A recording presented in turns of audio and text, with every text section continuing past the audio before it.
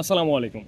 একটা বিষয় শেয়ার করি, ওইটা হচ্ছে বেসিক্যালি আপনাদের যাদের হচ্ছে রাইটিং মডিউলের সমস্যা, তাদের জন্য হচ্ছে আজকের এই ভিডিওটা। আহ, আমি আপনাদের একটা জাস্ট সিম্পল সাজেশন দিব। I hope it helps. এটা আপনাদের অনেক সাহায্য করবে। আমাদের সবার হচ্ছে যারা আইএলটিএস প্রিপারেশন নিচ্ছি, অ্যাটলিস্ট আমাদের কেমব্রিজ বই আছে।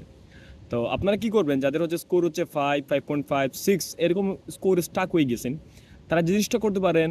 আপনি দেখবেন যে কেমব্রিজ বইয়ের ঠিক পিছনে কি দেয়া থাকে হচ্ছে স্টুডেন্টসদের হচ্ছে রাইটিং স্যাম্পল দেয়া দেখে লেখা কেমব্রিজ বইয়ের ঠিক পিছনে।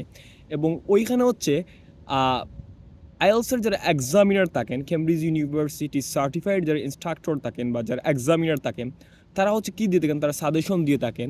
এবং তারা হচ্ছে তারা কী করে থাকেন যে কেন হচ্ছে ওই স্টুডেন্ট ব্যান্ড 5.5, ব্যান্ড 6, ব্যান্ড 6.5 কেন পেলো, তারা এইগুলো হচ্ছে তারা কী করে লিখে রাখেন, নোট ডাউন করে রাখেন।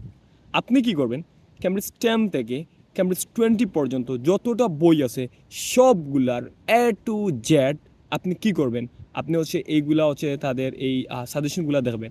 কেন কোন স্টুডেন্ট 6 পাচ্ছে, কেন কোন স্টুডেন্ট 5.5 পাচ্ছে।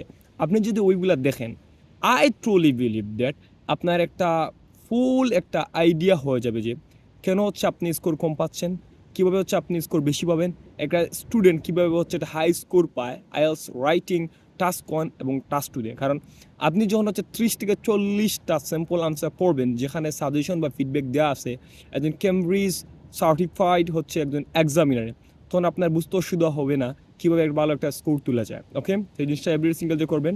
দোয়া রইল। Best of luck. Thank you so much.